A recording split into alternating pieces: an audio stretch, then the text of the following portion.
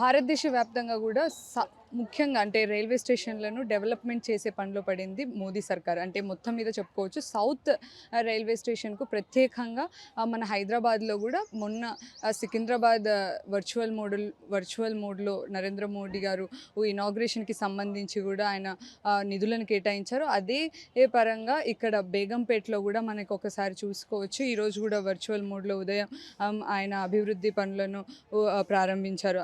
దీనికి భాగంగా అంటే అమృత్ భారత్ స్టేషన్ పథకంలో రెండవ విడతలో భాగంగా నరేంద్ర మోడీ ఇక్కడి నుంచి వర్చువల్ మోడ్లో కూడా దీన్ని ప్రారంభించారనమాట. మొత్తం కూడా సౌత్ సెంట్రల్ రైల్వే స్టేషన్ పరిధిలో మొత్తం 57 స్టేషన్లకు 925 కోట్లకు పైగా కూడా ఆయన నిధులను కేటాయించారు. మొత్తం కూడా ఈ రైల్వే స్టేషన్ ఇనాగ్రేషన్ ప్రకారంగా అంటే మొత్తం తెలంగాణలో 15 స్టేషన్లు, అందులో ఈరోజు బేగంపేట్కి వర్చువల్ మోడ్లో ఆయన కొంతవరకు నిధులను కేటాయించారు. అయితే దీని సందర్భంగా అంటే దేశవ్యాప్తంగా కూడా చూసుకుంటే 554 వరకు స్టేషన్లను అభివృద్ధి పనులు చేపడుతున్నారు వర్చువల్ మోడ్లో ఒక తర్వాతకి ఒకటి. ఒకసారి మీరు చూసుకోవచ్చు బేగంపేటలో కూడా ఈరోజు ఆ కార్యక్రమాలు జరిగాయి. అయితే దీనికి సంబంధించి ఈ అమృత్ భారత్ స్టేషన్ పథకంలో ప్రకారంగా 1500 రోడ్ ఓవర్ బ్రిడ్జ్లు అలాగే అండర్ పాస్లు కూడా శంకుస్థాపన దేశవ్యాప్తంగా కూడా ఒక తర్వాతకి ఒకటి